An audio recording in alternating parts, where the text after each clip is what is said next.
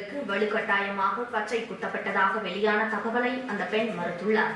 முதல்வர் ஜெயலலிதாவின் பிறந்த நாளை முன்னிட்டு சென்னை வேளச்சேரியில் கடந்த 23ஆம் தேதி முதலமைச்சரின் விருப்ப படத்தை அதிமுக தொண்டர்கள் நிரந்தரமாக பச்சை குத்திக் கொண்டனர்.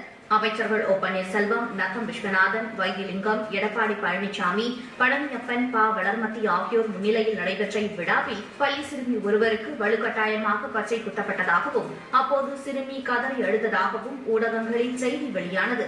இந்நிலையில் தன்னை யாரும் கட்டாயப்படுத்தவில்லை எனவும் விருப்பப்பட்டே பச்சை குத்திக் கொண்டதாகவும் சர்ச்சையில் சிக்கிய பெண் விளக்கமளித்துள்ளார்.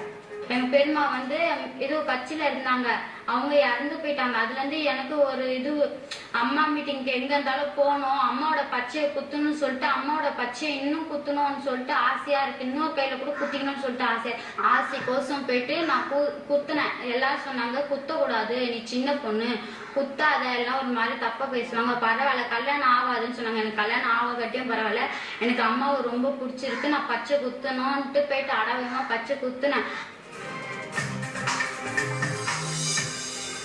அழைப்பு விடுத்துள்ளது. குறைந்த செலவில்